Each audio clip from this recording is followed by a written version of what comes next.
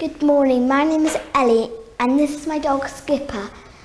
Skipper's proper name is Cartmel Aviator. We take him on walks nearly 5 times a week. We take him to the lake. He wears his jacket so he doesn't get cold because my dad gives him a haircut. This is his lead.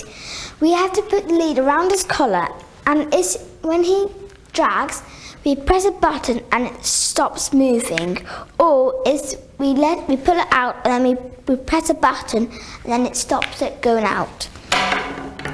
Portuguese water dogs are meant to help the Portuguese fishermen catch the broken nets. This is a picture of Skipper out on the boat. The only problem is the poster like water, but my dog doesn't. You get different styles of Portuguese water dogs. You get curly ones and wavy ones. My dog is in the naughty corner there because he did something bad. Once when we were playing once we were playing the tug of war and I was holding on to the snake and he was dragging me against the floor. You have to give my dog one can of food. You get gravy or jelly and half a can of biscuits. The dog gets very hairy and in Lewis it costs a lot of money to get the hair dog trimmed, so my dad used to do it. And when my dog was a puppy, he used to have very long eyebrows and they used to be a curve like a wave, so they used to go into his eyes.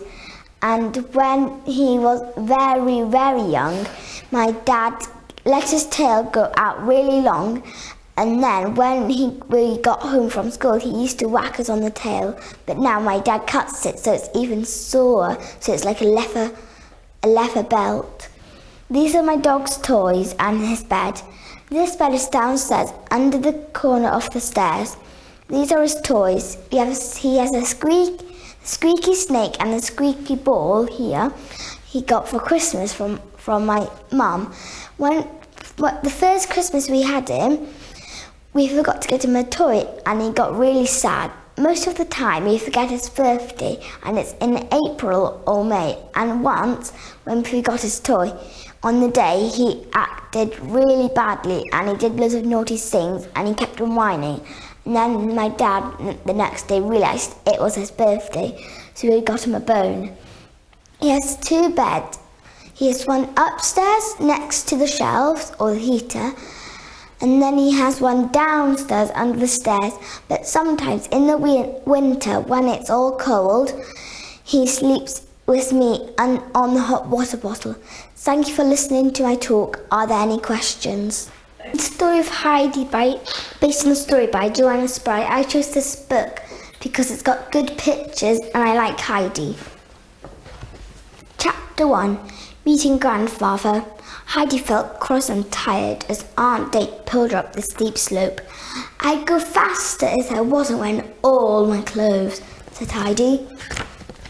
You'll need them at your grandfather's and I don't want to carry them, said her aunt angrily. Do you think Grandfather will want me? Heidi asked nervously. Aunt Dete shook her head. I don't know. He's a miserable old man and he hasn't seen you since you were a baby. But I've taken care of you long enough. Now it's his turn. At last they reached Grandfather's hut at the very top of the mountain. Dete rapped sharply on the door. It creaked open and an old man peered out. What do you want? He asked gruffly. This is your granddaughter, Heidi, Date explained. Your dead son's child. I've brought her to live with you. I don't want her, said the old man, trying to shut the door. I don't care, Date snapped. You have to take her. Thank you. So we're going to finish off now with your poem, Ellie. The Four Friends by A. Mill. I chose this poem because there's a couple of people in my class who are like this. Ernest is an elephant, a great big fellow. Leonard is a lion with a 6-foot tail. George is a goat and his beard is yellow, but James is a very small snail. Leonard had a stall, a great big strong one. Ernest had a manger and its walls were thick. George found a pen by his fingers the wrong one, and James sat down on a brick.